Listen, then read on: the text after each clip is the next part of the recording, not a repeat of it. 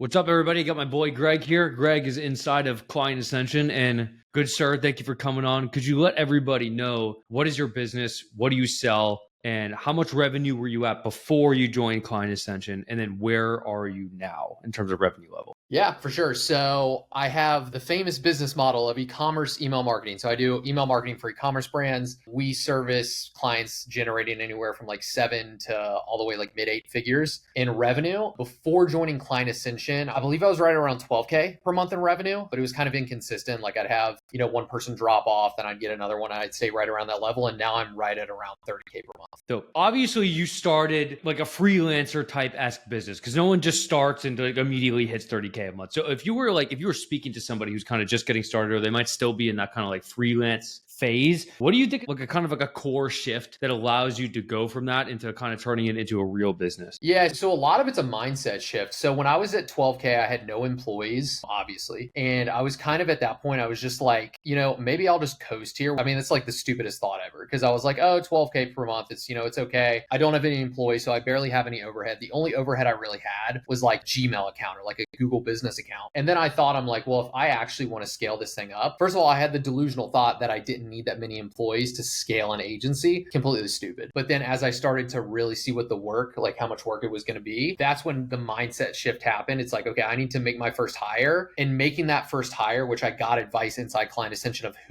what hire to make, that changed everything for me. Because then from there, I was able to actually get more clients and confidently bring those clients on without having to do all the work myself. And I've slowly been offloading it to employees. So yeah. How much AI are you using inside of your fulfillment? That's a great question. So we use something called Typing Mind. We build like bots for each client. So we like train it with some files just so that it understands their business. Mainly use it to write copy. That's mainly where that's being used, just because there's a lot of things we're delivering on a monthly basis. We're probably delivering anywhere from like 12 to 15 campaigns a month. And then we're also doing like probably flows every single month as well. So given that, we're using that, which uses, Claude as a model to go ahead and train it. Yeah, dude. I mean, I would be completely screwed without AI. Obviously you're doing a lot of copy. So you're writing email copy for clients. So like, I imagine like a good portion of like 90% of it is being created just based off of these models that you train for each individual client. Now, obviously there's like, you gotta do quality control on it and whatnot. But like personally for me, I use so much AI, it's actually absurd. It's like 90% of what I do now is just like screwing with AI. Yeah, kind of same with me. It's funny. I was talking to somebody today and I was like, literally, I think I talk to AI more than I talk to like real people. It's crazy. Yeah. I mean, yeah, it's been instrumental in the business. Like we use it to get us about probably 75, 80% of the way there. And then we use the last 20, 25% as human input to make it not sound robotic or for any parts that do. And then we just, plug that in and get it sent to design. Yeah. So how has your core offer evolved over time? Like what was the positioning of it, I guess, or like maybe like the headline of it when you first got started, and what is it now? It's funny you ask. So offer is really interesting to me because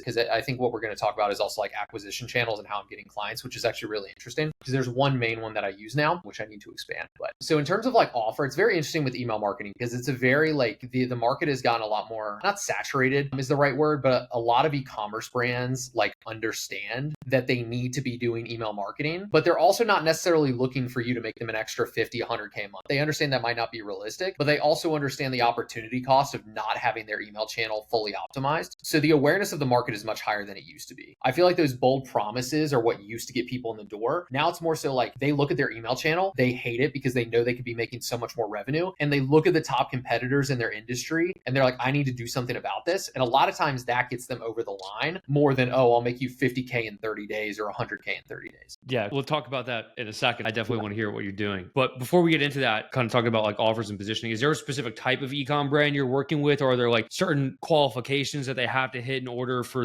you to consider working with them as a client? Is there anything like going on like that? Yeah, so recently I've actually started turning down some like lower retainer clients just because I'm like, hey, we're trying to move in the direction where we're not taking on as many lower retainer clients. For a while, I was doing your famous like slinging deals type of thing where it's like, if they needed something, we would figure out a way to do it. We would just like take down the deliverables to be able to deliver on that for a lower price. Now we're getting into the point where it's like, I know I'm going to be able to get clients and I'm not too worried about it. And therefore I'm not taking on certain deals because I know there'll be a headache. So yeah, I mean, that's kind of how I approach it now, but I do sling some deals sometimes. Like if there's a random one that's a good opportunity. And if I know that person has connections in the industry, industry, but they're technically going to pay a lower retainer. I would much rather get that for the opportunity in the future to work with more people they know, or maybe even with them on a higher retainer basis in the future. Yeah, I agree. Let's talk about client acquisition. What is this client acquisition channel that you're using primarily right now? So it's funny. So there was a point at which a while ago, I was just kind of doing random cold outreach. Like I would, DM somebody or cold email somebody, like manually cold email somebody from my not personal Gmail account, but like business Gmail account. And I got to a point I was just like, this is just not working. Like I would send some cold emails. It was not working. I haven't gotten into like really heavy cold email, which that's the next thing I'm getting back into, where I'm doing like really heavy scale. But right now, what has been working for like the past 1.5, 2 years is Upwork. It's the craziest thing ever. I really do not understand it whatsoever, but I have put so much money into that platform, and it is like the return on it has been insane. Now, I don't have exact numbers in front of me, but I remember there's a client that I work with now. And when I initially got on Upwork with no like results whatsoever, they reached out to me on Upwork and they're like, hey, we need your help for a small SMS project. So it was like text message marketing. And they paid me like $500. I kept following up with them for like every couple months for like a year. And it was like a year and a half later, we signed like a $7,500 a month deal. Oh, wow.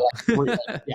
So that one retainer, which I still work with them now, that completely transformed the business. And they have 6 total brands. And I'm about to send them a proposal for the other 3. So I will potentially be taking on all 6 of the brands. Like not only that, but like there's been so many other retainers I've gotten strictly through Upwork. It's crazy. Is it all inbound or is it outbound on Upwork? It's a mix of both. So like there's 2 ways you get clients on Upwork. One is like you apply for jobs. So somebody will post one. They're like, hey, we need help with these flows. We need help with, campaigns. Then the other side of that is you can kind of run ads where you can boost your profile. So if somebody's looking for that, they can directly search up people who are good at that skill, and then they can find you. But I always pay to boost my profile. So I'm always at the top, and I'm always looking to optimize it because it's just made me so much money. How much does that cost in ad spend? I probably spend $135 a month. Wow, that's like nothing at all. Like literally one retainer will be like 3 to 4K for me. And those people stay on average like 6 months at least. Yeah. So it's like $18,000, and I spend what, $200, $300 to acquire someone. Yeah. Imagine you can't really scale that ad spend, right? Because there's just only so many jobs that are being posted at any given time. But the good thing is like during Q4, like is when like people are really looking for that. They're kind of like, I got to stop screwing around. It's after summer. They're back from vacations. This is when it really starts picking up. So it's pretty wild. I didn't understand it at first, and I was like, there's no way this would work. And then I just tried it, and it's been crazy.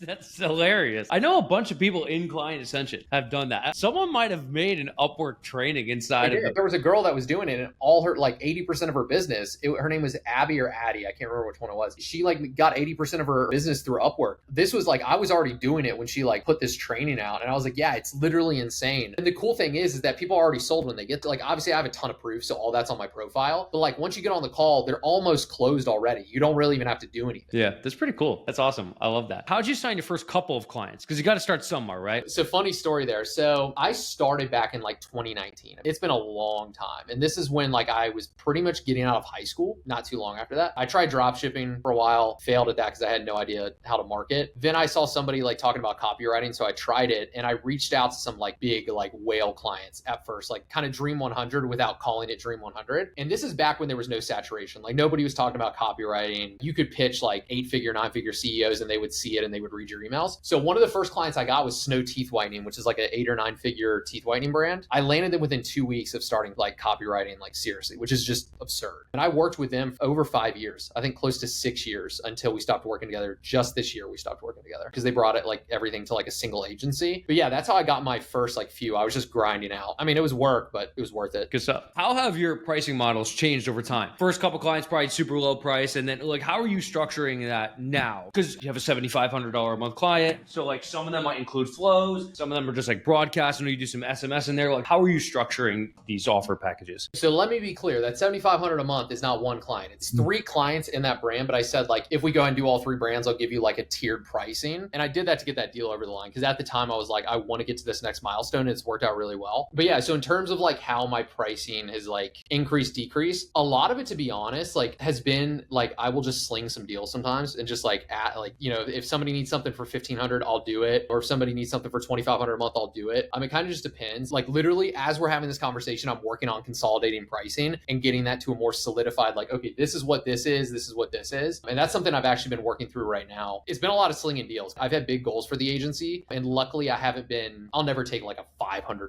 a month retainer. Like I'm not doing that kind of stuff. Hopefully that gives you a good enough answer. Yeah, just making sure people in the audience kind of understand, like, it's not always like this cut and dry thing. You can make like legitimately $100,000 per month, have zero solidified pricing in any capacity at all. It's just make money. This person needs this specific thing, sell them that specific thing, and then you can have what's called expansion revenue. Now, later down the line, a couple months later, they need this other thing. And like maybe they buy like 2 or 3 different random ass things from you. And then you somehow later on down the line, get them on a recurring retainer for like a solidified set of deliverables. It just works like that. I think a lot of people screw themselves over by not understanding that, where it's like they'll be on a sales call or something like that. And they're trying to force a thing that the client doesn't need. And it sabotages their sales process and they end up not getting any money at all. Like everything's a negotiation. Like you can just negotiate anything for any price and any set of deliverables. It's just not cut and dry like people want it to be. Case by case basis. Like I've met people where they're like, hey, you know, this opportunity, I've got 5 other people that might need like help with email as well. It's like, I will do a lower retainer potentially because I know the opportunity is there to take on 4 or 5 other clients if it's another agency that's like connecting. And then something really cool that I've been working on, and I actually have done this with one client, but you can actually just sell speed. What it was is they were like, hey, we want to go on a retainer. We want to do email campaigns, but we also want to speed up our flows and get those done as quickly as possible. So I was like, okay, that's fine. Well, then we just do a retainer and I'll add a one-time fee on to speed up implementation of the flows. So all you're doing is selling speed. It's like you can literally reorient however you want. And as long as it is going to provide value to that customer and it actually makes sense, it's like, yeah, like you said, it doesn't have to be only sell $4,000 a month package that contains 12 emails. And if you don't want this, I'm not going to sell you anything. And I'm like, bro, you just lost out on 30 or 50K a month in revenue probably this year because you didn't just sell them something. I buy speed all the time. If I'm like at the bars where it's like, so I'm in downtown St. Pete and like the bars are like all over there. I'll go over there with friends sometimes. If there's a line at the bar, I'm bribing the bouncer. Like I'm not waiting in the line. I'm just not doing it. Like everything is a negotiation. What is it saying? It's like you can just do things. Like you literally can just do things. There's no rules. A lot of people box themselves in and that's like general programming, but it's like there literally are 0 rules. Like you can do it however you want. Obviously, you know, be ethical. Don't be unethical with it. But it's like, yeah, if somebody wants to pay to speed up the process, like at least offer it to you. They want to buy something from you usually. And it's like, if that's the case, like figure out a way to make it work for you financially and just sell it to them. Yeah. Speaking of kind of negotiating deals and like sales process, what does your sales process look like? Like, are you doing like a 1-call type thing? What are you doing on the call? Are you presenting like a sales deck? Does it normally turn into like a 2-call close? Or kind of like, how do you go about this? To be honest, a lot of times it's a 1-call close. Sometimes it's a 2. It's so different for each person because some people come in and they're like inbound and I haven't shared. So like if they reach out to me on Upwork, for example,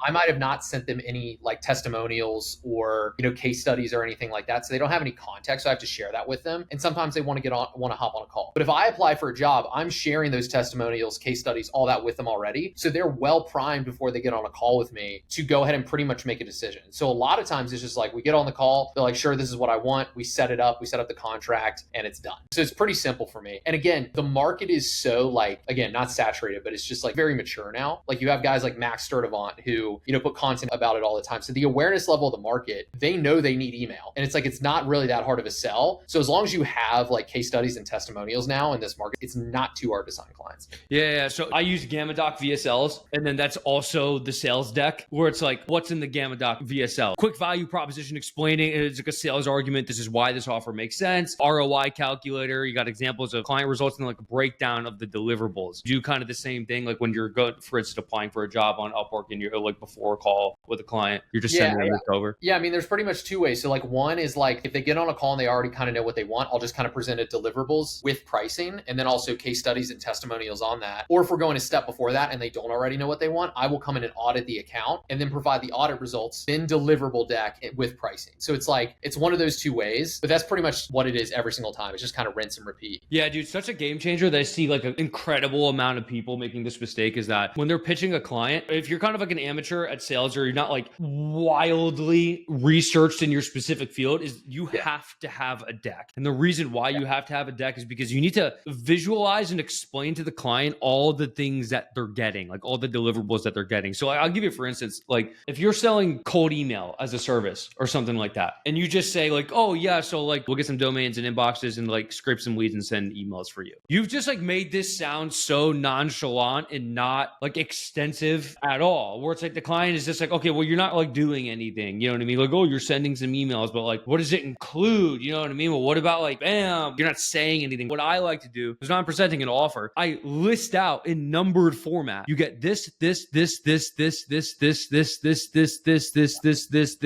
this, where it just shows a absolute shit ton of stuff that they get. And now they're like, oh, fuck, that's like a lot of stuff that you're doing for me. And then when they see a lot of stuff that you're doing for them, it justifies a higher price because they're like, you're doing a lot. It's not that you're like making it seem more complicated than it is, but it's just that like you want to explain every single thing involved in this, like maximum transparency selling. That's just the way that I'd like to do it. Yeah. And I mean, also you're kind of educating them on how advanced it is and like how much you know through doing that. Because when you value stack like that, you're like, oh yeah, you're getting all this. And they're like, wait, I kind of knew I needed to do this, but I also didn't know I needed to do that. And then they're like, I could never do this on my own. And it's like, you're presenting this all to me. Why wouldn't I? So I do the same thing. Like I value stack the crap out of like, you know, Google Docs, Decks, whatever it is, just that people understand fully what they're getting. Because a lot of people, I don't feel like they're so used to doing the redundant stuff every day, but they don't actually they don't understand how like amazing that is to a client. As long as you're even just like slightly smarter than the client, to you or to them, you're a genius. It's like by doing that kind of stack, you're actually breaking down. And then when you look at it, you're kind of like, yeah, we actually do. Like we do a lot of stuff. It's just, you know, you don't really break it down in your mind a lot of times. And again, to the client, their knowledge compared to yours, it's like you're a genius. Yeah, it goes back to that same concept of that I teach inside of the program of logistical intensity. Where it's like the more stuff you do for a client, the higher that they value your offer. For everybody watching this, logistical intensity means is that to fulfill any offer requires some amount of logistics. Like you got to imagine like on a responsibilities table where it's like the client is responsible for this, you're responsible for this. And the more things involved in the process, so your email marketing, for instance, the more things that are involved in the process that you shift to your side and you're explaining that you don't have to do this, I do this. You don't have to do this, I do this. You don't have to do this, I do this. That's allocating more logistical intensity towards yourself. And the more you do that, the more valuable your offer is perceived. But in order to properly present this, you need to literally say it like in plain English on a sales deck. And I think people screw that up where it's like they don't have a sales deck. They don't even know what logistical intensity is involved in the deliverables of their service. So they just fuck this whole sales process up. Yeah, obviously you're doing that. It's probably why you're successful. Moving on from that, let's talk about fulfillment and operations. So what does fulfillment look like behind the scenes? Like you sign a client, what happens? What goes on? Yeah. So when we sign a client, we have this pretty extensive onboarding form. It's probably like 40 to 50 questions. It takes the client anywhere from like 25 to 45 minutes to fill out. But we tell them, we're like, hey, the better you fill this out and the more detail you fill this out in, the better results we can get you. And that's the same every single time. It's like if they do not fill that out to its full capacity, we do not get as good of results for them because we don't understand their customer as much. Our goal is to like get an understanding of their customer within like a 45 questionnaire onboarding. And if we can do that, then we can speed up their time to results by getting their flows live, getting, you know, campaigns that actually hit and make revenue for them very quickly. So from there, we plug that onboarding form into an AI software to obviously like write some campaigns as well. But we also plug that into AI to spit out documents like customer research documents, competitor research documents. So it's doing all this for us a lot of times. And again, it's just speeding up the process of getting these flows and campaigns out the door. We're still doing a lot of manual work on the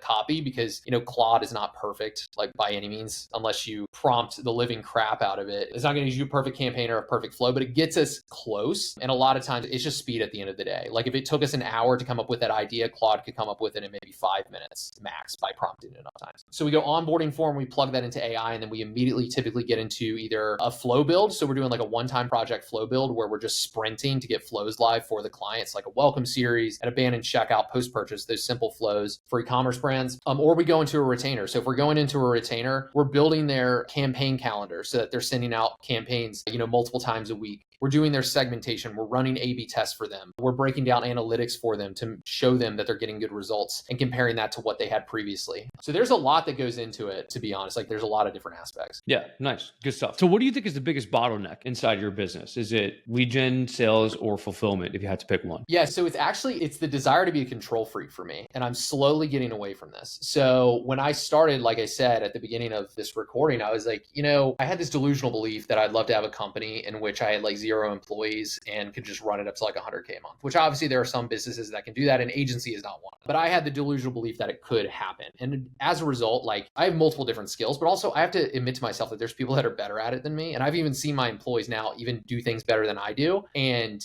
I just need to let them run with it and do their thing. And I think that's been like the hardest thing for me, because it's not like I've had employees for that long. Like I hired one of my key employees like probably 6 months ago, and I still have this, part of me that wants to come in and tweak things. So a lot of the bottlenecks are actually myself, to be honest. And again, I'm slowly transitioning out of that. I'm having like my employees take on more calls themselves instead of like me being on that call as well. It's a slow process. There's also some like kinks in the system that I'm still working out, like making sure that we don't have QA issues with emails and things like that. But overall, we're heading in the right direction. So I think the biggest bottleneck, to be honest, right now is, myself trying to be a control freak, and that stems and creates a lot of other bottlenecks in other areas. Yep, makes sense. What tools or automations or systems have most helped you right now that are like pretty much integral to your operation? Is there any kind of like one thing where you're like, dude, this just like completely changed the game for me and I have to have this now? I think the biggest thing is Typing Mind. So I think Typing Mind, which allows me to like, create bots for each of the clients, I think that's been huge. I'm not in it that often, like the guy who writes the emails for the clients is. And then also ClickUp has been huge. So like just CRM or project management software. And then, what else? I have a few like automations that I'm working on to like create client calendars faster, because that's something that takes a while to do on a monthly basis. Just making sure we're creating accurate calendars that have high converting campaigns. Those are the three biggest things that, help us out a ton. I feel like half my job now is just creating automations in like Make, which is just, it's fun, but it also gets annoying.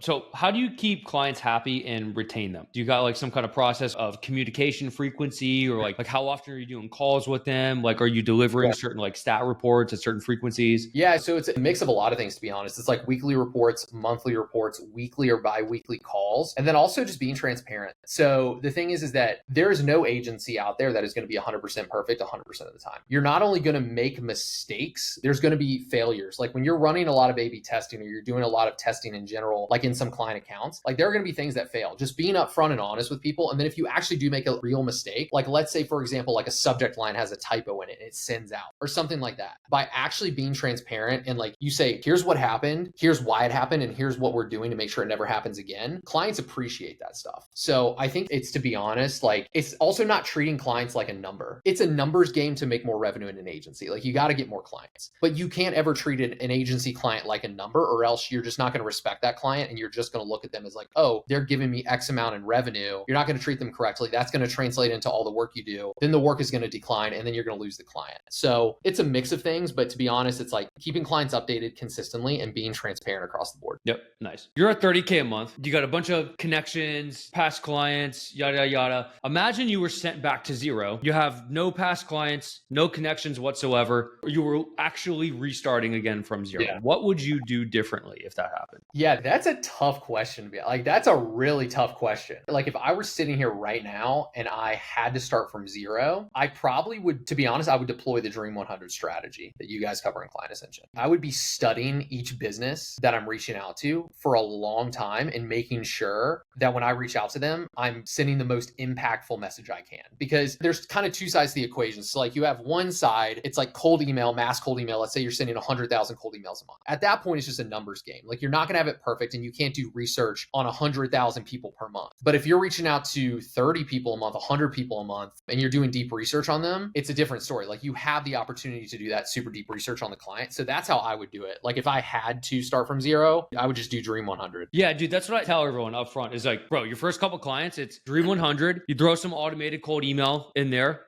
but you kind of want to be doing both at the same time. And then from there, like over time, as this is growing, you're throwing a bit of content out there on like YouTube or LinkedIn or Twitter. Like as you are signing clients and doing work for clients, you're just sharing those results. And it's useful when you're in something like Client Ascension, because for instance, you make a Twitter account and you start tweeting about like what you're doing and you're actually being insightful. content up and like they're not really like saying anything, but it's like if you actually like treat it like, oh no, I figured something out and I'm like being insightful and trying to deliver like actual value here, people in Client Ascension interact with it, and they're on Twitter and they all start following you and liking your stuff and interacting with it. Now it's like a boost. It's almost like you skip like 6 months of the audience building side of actually like deliver insight and like care about it. Just exert care into it. Yeah, definitely good insights. Definitely, I tell people to do Dream 100. It's actually hilarious how well it works. It's like a profoundly good marketing mechanism. K a month. And what do you know? Yeah. I did it for 90 days. And what do you know? I was at 12K a month. It's that kind of thing. It's like the most obvious, but when you're in that phase of not getting any results, or so you think you're not getting any results, you have to actually like literally, you just have to treat it as a game. You have to look at it and be like, every no is just closer to a yes. And I know that's so stupid thing to say. And it's like, so just like everybody says that, but I really think it's true. You just have to really grind it out. And if you actually grind for like 90 to 120 days, pretty much impossible to not get some sort of traction. It's completely true. People just, they don't want to hear that. I did the same thing when I first started. So I sent anywhere from like 30 to 100 manually written cold emails per day for like 4 months straight. I also reached around like 12K a month. Exactly. Do you understand? Like 90 days is nothing. Yeah. Once you look back at it, you're like, whatever, like that's just part of the game. You have to get through it. And then once you have a client or two and you just work to get them a case study for your agency or whatever you're growing, it's like, it's off to the races from there. Yeah. All right, Greg, thank you so much for coming on, my friend. I appreciate you giving value to the audience. For everyone watching, Greg's links will be inside of the description if you want to connect with him. And if you want to launch or scale an agency and profoundly higher probability of success, you should join Client Ascension. The link to do so will be inside of the description. Thanks for watching. Share the video, like it, whatever, subscribe.